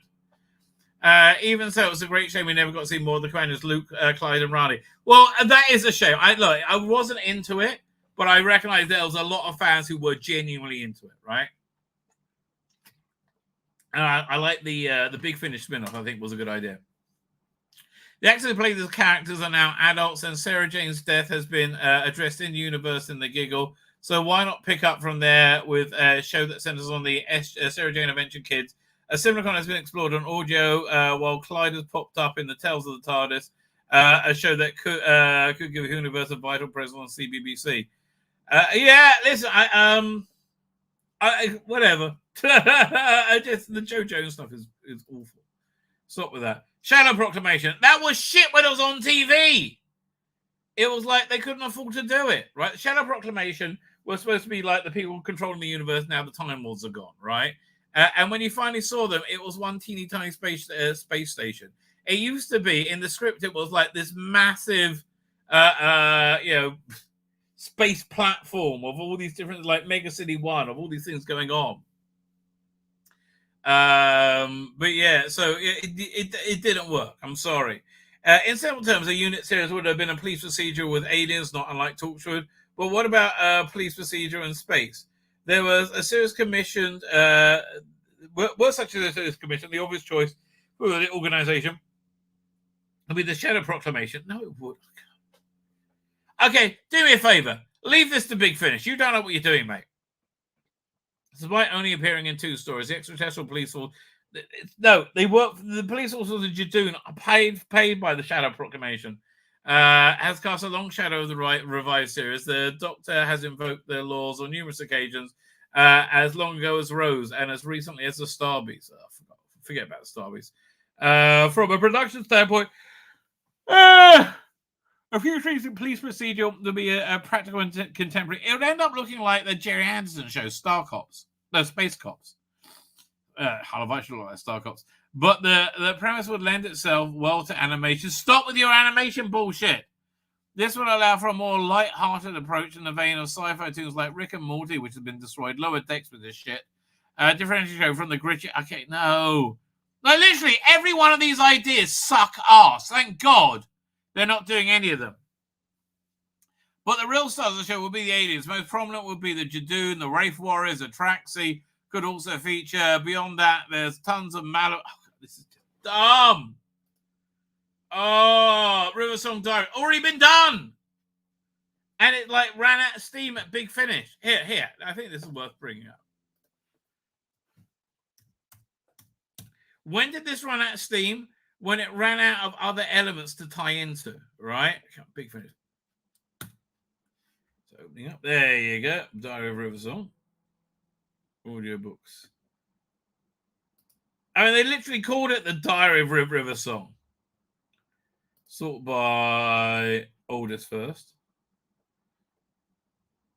Right, so the first one it had Paul McGann. It also had another like Earthstats probably playing the Doctor. That was actually really good. But yeah, like 38.23 for that. You behave. Really? That's ridiculous. So the second one had the 6th and 7th Doctor in a kind of weird way. The third one had the 5th Doctor. The fourth one had the 4th Doctor. Then you had 3 Masters. $40 for these? This is ridiculous. All right, with Series 5. Why they didn't do Tim Trelaw's 3rd Doctor or their 1st or 2nd Doctor, I don't know. So then they had them weave into bits of existing stories. So this was a weird one, actually. Was it? Actually, what's the name of it? You had one where came into a bit of Web of Fear, and it had the guy who played Captain Knight, right? Who was like a young, strapping lad, and now he was like, he sounded like it was 106. Peep Show by Guy Adams. Oh, it's another sequel to Carnival Monsters. Basically, this is all like popping into other Doctor Who stories, right? None of it has been able to stand on its own, right? And I think that this was the last one I got. I think. No, I've missed number 8 and went to number 9, right? So number 8, it was this is when they really ran out of steam. When it's all about weeping angels, right? It wasn't much going on there. And then you had robots in this one. So I think this one had, right, you can tell they're really out of eyes. So this is mechanoids and canines. And what else in there? Do they have the giant robot? Yeah, whatever. Look, this was meh, right? It was genuinely meh, but you can see it running out of steam. Then she's with, she's in 1970s Unit. That was a good set. I really enjoyed that one. 38-23 for it is ridiculous, right? That one really worked, right? Because it was the juxtaposition.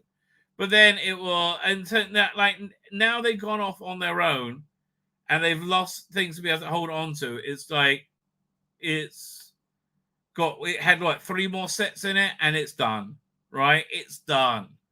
It's just not going to make it anymore, right? And this one they had to have, they had Jackie Tyler in it and Nina Toussaint White, who played another incarnation of River Song and Crotons, right? They did whatever they can to to tie it in with Member, and it just didn't work. Bottom line, no one's interested. Right, she's not strong enough on her own to carry the narrative. Maybe 10 years ago, right? But now, no. Honestly, you know who probably would be able to carry a narrative much better?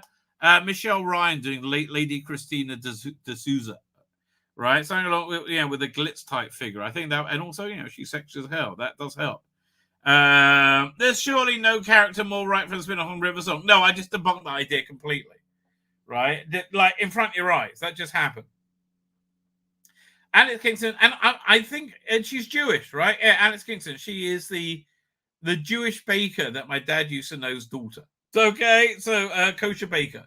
Alex Kingston, time travel archaeologist, quickly became a fan favorite following her debut, but again, the wheels came off the wagon, right? And further appearances across the Moffat era cemented her as a force to be reckoned with, and yet barely scratched the surface of her Doctor-less adventures. We glimpsed what the solo River Song might look like, but there's so much more to explore. And given her diary is full of spoiler-filled escapades, honestly, making a Bernie Summerfield TV spin-off would be much better, right?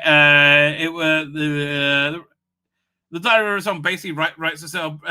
Big Finish already explored such a concept in the series, and it ended. It's run out of steam.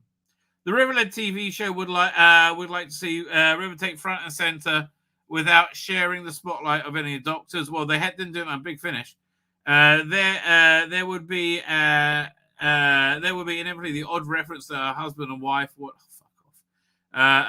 But ultimately, this would be about River visiting new worlds and battling new enemies. No, it didn't work. Time War. Well, we wouldn't mind seeing a Paul McGann series, that's for sure. All right, but Time War, not so much, frankly. And look, Big Finish, again, have done that very well, but I don't think that translates well to TV.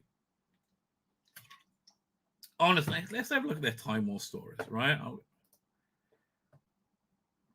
have a quick walk through them.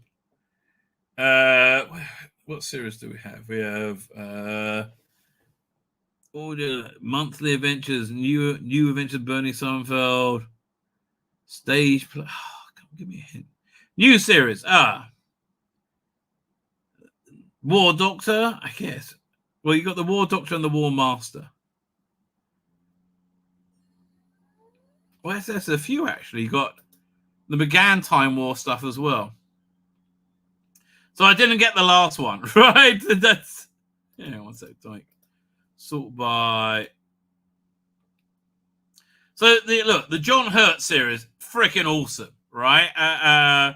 Especially they had what's the name in it, Jacqueline Pierce as the as a like was it overviewer, like his handler, right? So that was a great season, right? It also had Leela in it. That's right for a rewatch. I liked the War Doctor Begins. I think Jonathan Carey really nails it very well. So they did a 4-part season, which I thought was good. Then you had this additional 2 parts. Not much to see there, right? 8th Doctor. See, the many reboots of the 8th Doctor, right? As so we had the Time War. So yeah, the 4-part 8th Doctor Time War wasn't bad. This was a real wasted one, right? This one really annoyed me, right? Because you had the Valier show up, right? Michael Jaston, and he was only in it for 1 part. His companion, Raki Thakkar, very good. That was very good, right? And he got like the whole time imploding in of itself. This was a good one as well. You had they've got big into race swapping, gender swapping. So you had Julia McKenzie as the 12, I think, a future incarnation of a Big Finish villain. You had great Ogron. You had a Dr. Ogron, right? You had a Dr. Ogron a fusion, which was freaking awesome. This was a good little series, right? I like this one a lot. And then you had this first one again. I like how reality was cascading in on itself. I think it really dealt with the Time War very well. All right. So then you got the War Master. War Master. And again, it's kind of it's amazing, but it's definitely lost its sheen. So only the good. It's like the Master in the middle of the Time War doing mastery shit, right? That was good. The first one. The second one was him developing this planet as a thing to use in the war, which I thought was very good. Rage of the Time Lords was what the weakest one up until that point. Had Paul McGann in it, but not enough. Then you had the Anti-Genesis, was brilliant. It was the War Master and his evil plan to go and hang out at Genesis of the Daleks. Then you had this one, Hearts of Darkness, which was basically Apocalypse Now, with Paul McGann's Doctor. Killing Time didn't really work. That was it was too separate from the Time War. And also I found tonally it was a bit of a failure. Self-Defense was an interesting one. It was a good reason to bring David Tennant's Doctor into it, and they interacted nicely. One of the best ones, Escape from Reality, that was fantastic. Solitary Confinement, I haven't been able to get through. I keep trying, and I just can't do it. And Rogue Encounters didn't even buy, right? When's this one coming out? Future Phantoms. It is due for November. Fine, so I got all that time to listen to it. And then there was a Short Trips.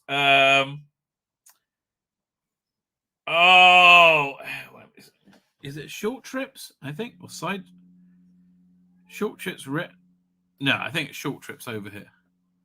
We go, and we'll do oldest first, because they were 2 really good ones, right? There were 2 really good Time War ones. Let me find it for you. They were Paul McGann ones. Jake and Lightfoot Paul McGann one was also good. Oh, here they are. These one. All Hands on Deck. I was also got to look at Susan's War for looking at Time War.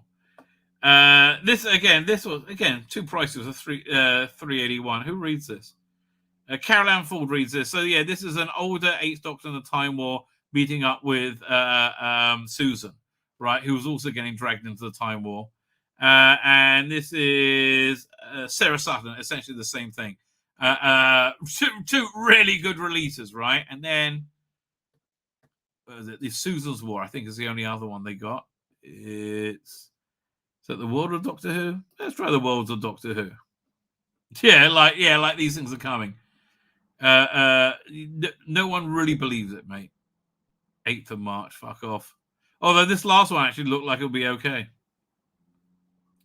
Year of Martha Jones, no, thank you. Oh, here, Susan's War. This was excellent, right? So that was really, really good. So look, Time War's been really covered quite extensively. Okay, Paul McGarrett. He just got one story on TV as the 8th Doctor, and it hasn't. They only made 2 further appearances on screen. Well, technically, the Power of the Doctor in Maganzo were the only time the Doctor got on the the only time the 8th Doctor got on the telly. His first outing was a TV movie, and the second was a mini-sode. McGann reprised the role on audio countless times and been very good, but the cries for an 8th Doctor TV spin-off have never died down because he's the right age for it, essentially. But I say animate the Big Finish stuff. It's probably the best idea. With many citing Night of the Doctor as proof of concept, it's not hard to see how McGann effortlessly slips back into character after 17 years. The gritty Time War series would be... honestly, I disagree. All right? If I wouldn't mind seeing an animated Time War series, but I disagree. So every one of these suggestions have been done. Thank God they're not happening. At Home with a Note of fuck off. No. I mean, they didn't even mention the Paternoster gang. No. That's the last thing I would want to see. The gig will change the game for spin-offs with the introduction of bi-generation. It's a stupid idea. And it was a stupid-ass idea. I'm sorry. The trick allows the past Doctors to exist simultaneously as they demonstrated by transition of David Tennant's 14th Doctor shooting hours 15th. In theory, it means we could have each of the old Doctors would have their own show, but as the first Doctor to experience bi-generation, it will be fair the 14th Doctor gets dibs.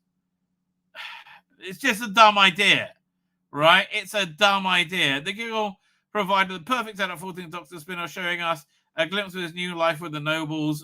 Again, and what's he do like 20 years later when they're all dead? I say it sounds so stupid. The supporting characters are all in place, from best friend Donna to mad Auntie Mel. How about a cameo from Neris? Who's Neris? Oh, Neris. Of course, the food will feature heavily too. We've already learnt that Sylvia's giant sausage roll and tuna madras. Viewers would... Okay, this is... Thank God they're not happening, right? Thank God they're not happening. From a purely practical standpoint, David Dan Catherine's all-time favourite TARDIS theme. Not anymore, they're not. They've really tainted their reputation, right? They really did. I don't think people are... If you say, oh, they're coming back again, I'll be like, fuck off. Leave me alone. Not interested. I think a lot of fandom will be now, right? I really do. Because they did shit. Essentially, they did shit.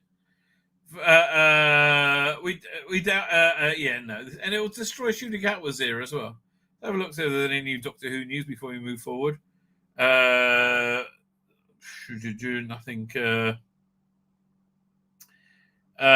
Big about his Doctor Who looks impossible for any. No, he's not coming back. Right, I think he'll come back. In the same circumstances that Christopher Eccleston will come back. That it had nothing to do with the BBC. So this actually sounds like I'll probably cover this on Tuesday. Guest feature, my big hopes for Doctor Who's 2024 and beyond. I like the articles they're putting out on Doctor Who TV right now. It's really stepped up since Shooty took over, right? They've had a bunch of guest awards, guest articles, which I found very, very, very readable, right? But let's go over to this thing. Is it dying? Yeah, you go. This I found fascinating and so on the money, right? Absolutely nails this 100%. Opinion. How Palpatine's good as a point of view fooled not only Anakin Skywalker, but a generation of Star Wars fans. Yes! Here's the thing. Good is not a point of view, right? And that's something that totally forgotten in Western civilization. We've forgotten there is, it might not be an objective good and evil, but it's something that we as a civilization have decided that we all call good and evil. Like introducing sexuality to children used to be considered evil, right? Now it's considered good, right, by some people. And the reason for this moral ambiguity everywhere is to be is to be immoral, right? The only reason to make the boundaries of morality fuzzy is so you don't have to worry about those boundaries of morality, right? Karney says, "Do not use anything from those not so specials." Absolutely right, and they really were not so special, right? They were really very. I think calling them special was a bit of a trace description act they could get done with. But yeah, they love the Empire now, right? What you're about to read is a Star Wars story, believe it or not.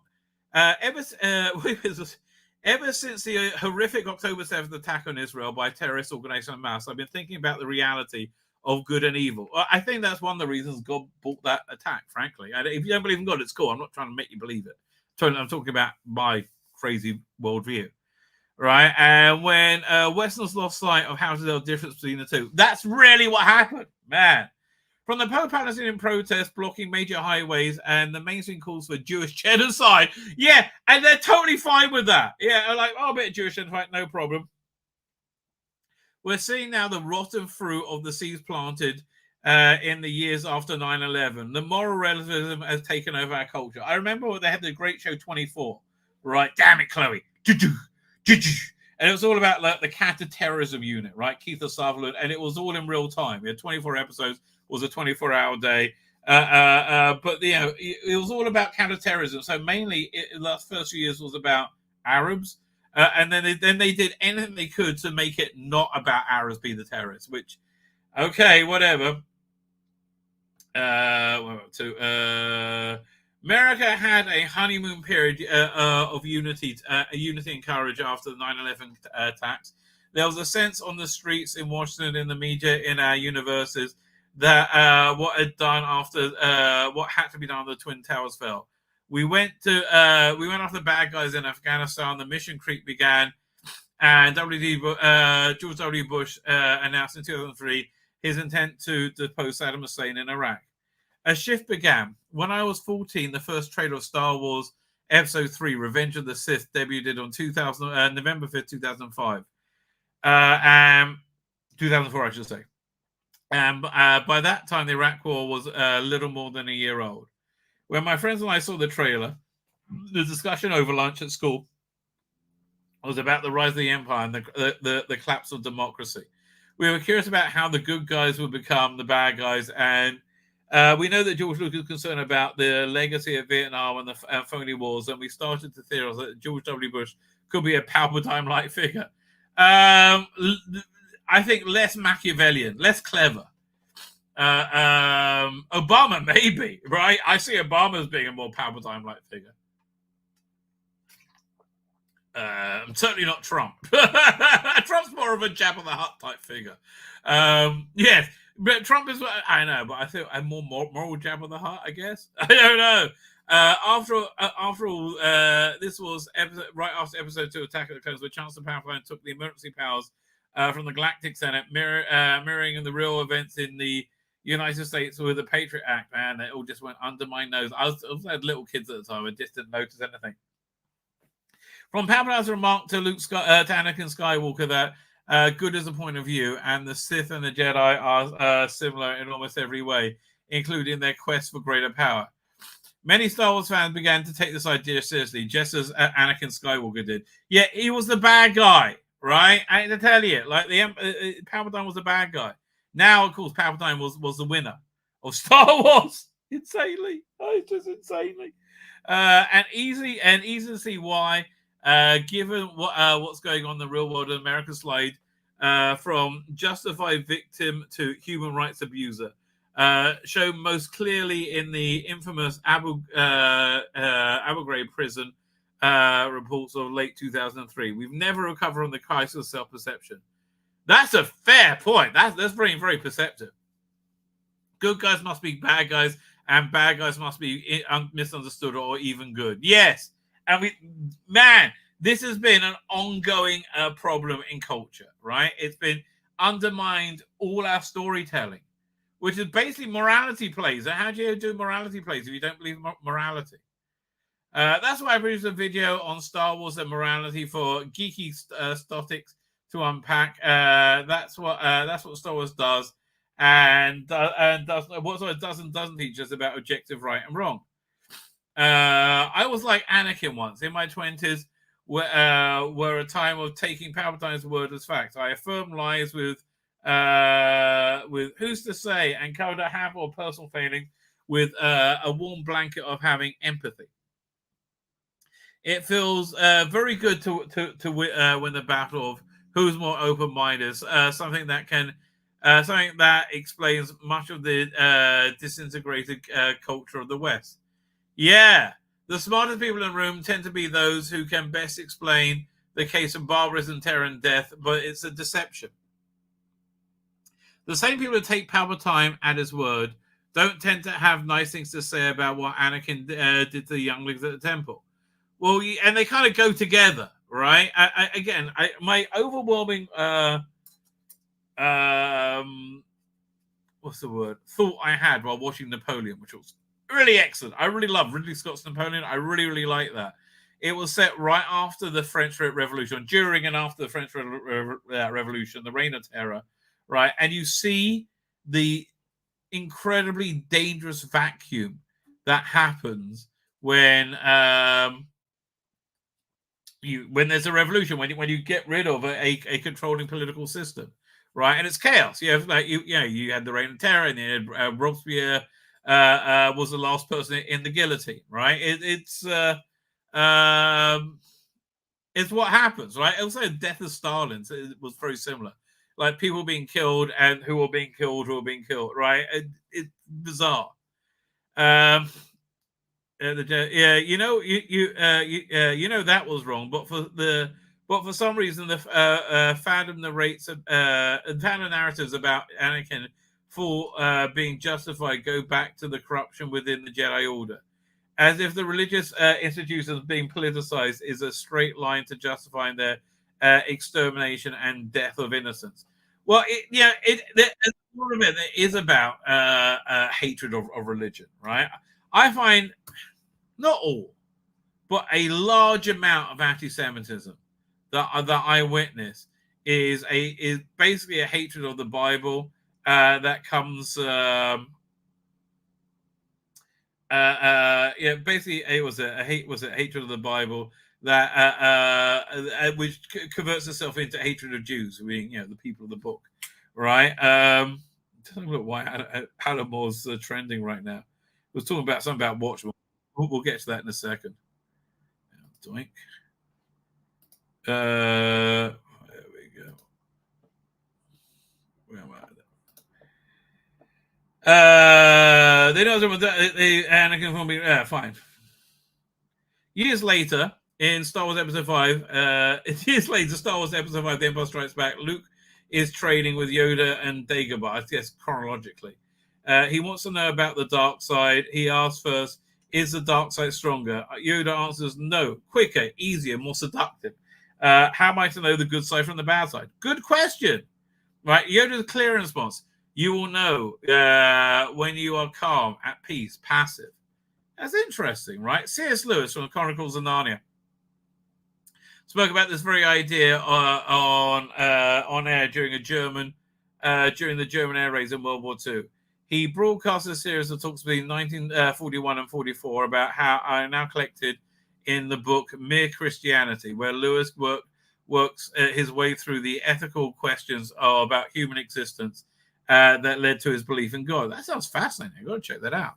His first observation is that that human beings know right from wrong innately. Yes, I believe so, right? And I believe that's somewhat of an existence, a proof of the existence of a soul. But again, that's my worldview. He calls this a law of nature, beginning with simple indices He says, you took my seat. I was sitting there first. Or leave that person alone. He isn't doing you any harm. Human beings appeal to one another's sense of what standards of behavior should be. We almost expect people to know it. Well, yeah, and only when the only time they don't know it is when you have idiot parents that won't enforce like right and wrong. Well, it's been going on for a couple of generations. The other man seldom replies, to hell with your standard. If they do, it's a special excuse is about to follow. He continues. Anakin Skywalker knew that murdering the Jedi children was wrong, but he had a special excuse he saw that Mace Windu's attempt to arrest Palpatine, as well as vigil of Padme's ultimate death. And the reason why this is important, I think, is that people lose their way, right? I remember the place we used to live in Israel called Beit Shemesh. There was a very lots of tensions between different types of. You had the ultra-Orthodox Jews, and you had the more modern Orthodox Jews, right? And they were arguing about who was allocated a building as a school. So the point was, at one time, a like cute 5-year-old Jewish girl, dressed as a cute 5-year-old girl, right? Not so, and he was walking into school, and you had a huge, Hasidic man screaming, "Oh, she's a whore!"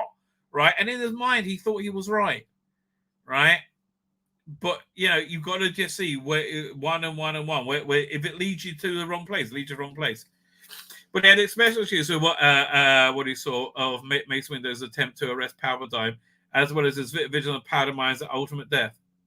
Leftist Americans know that mass murder and rape of Israeli civilians attending a music festival was wrong. But if they can fit it into a victimization of the colonizer, yeah, this is what Philip Morris was doing earlier, right? It's like, oh, Jews don't like black people. Excuse me. We have a ton of, we have a major section of our community is black, right? Of the population is black. Don't pretend we don't like, oh, no, we're just white colonizers, right? It can't be tolerated. It can be tolerated in the name of social justice. Lewis asks us to make a note of the things that we make excuses for. It tends to be things that we make excuses for cowardice, anger, revenge, lust, and greed. No one makes excuses for not cheating on their spouses or not screaming when you're angry or not attacking your enemy in the streets. Very interesting point he's making. Like Yoda suggests, when you are still listening, calm and at peace, which this generation is at all. It is not in any way. You know what good and you know what the good side is, and you can distinguish from bad. You have always known, right? And that's why you need all the noise of social media and everything else to drown it out, to act as a counterbalance for your innate goodness. A Jewish idea is that we equate a candle flame to the soul, right? Because a flame always reaches upwards, always reaches higher, right? Reaches to heaven, which I believe is an innate part of being human. Anakin Skywalker was the opposite of all these things. He was panicked, paranoid, and stressed, and filled with a sense of impending doom. When his dream of death of his mother in the Attack of the Clones, he was a prime target for Palpatine's deception. Yeah, again, a central idea we have in Judaism is the only real tool the Satan, we call it the Satan, has is that of deception. Is that thinking that making you believe something terrible is going to happen, and use that to motivate you to do something terrible yourself, right? And so we, all of us, are living in times of chaos, cultural unraveling, worrying about the future and democracy and self-government. We're gripped in 24-hour news cycle of terror, anxiety, and anxiety. Our heroes are constantly torn down and recast as villains. Our country has, without a doubt, gotten worse, not better, since it's got a lot worse in the last few years, since the 9/11 attacks. But this didn't happen because America responded to genuine evil with strength and a sense of righteousness. It happened because we blinked. Very, very powerful article. Right, well done. Stephen Kent, yeah, I really fundamentally agree with everything you're saying. I think I'm going to wrap up here. I was going to do this article, but maybe I've been meaning to get for a while. I can't. It goes on too long, and it's like too insane. And I need some energy to be able to stream it in. Right, so yeah, I think it's Sunday. I mean, not today's Sunday. Tuesday is where we will go over it, ladies and gentlemen. Fine. Let me just move that. Tomorrow we have share screen. Where is it? Doink over here. Video file. That was tonight. I should really do a calendar, of these thumbnails. I'm really, really chuffed with them. Tomorrow, we have this story. We have a news with Peter Capaldi, current year, not real Doctor. Well, we know that, but he's a real fan. Season 15 Blu-ray preview, The Destruction of Canon. I love this thumbnail, though. At last, real Doctor Who. Yes, indeed, Mr. Capaldi. Yes, indeed. Fine with that, ladies and gentlemen. Michael was here. How you doing, Michael? Thank you for joining us. Gull Karamazov was here. Mark Milford, it was here. It's maybe still here. I do not know. Fine, let's go, Brandon.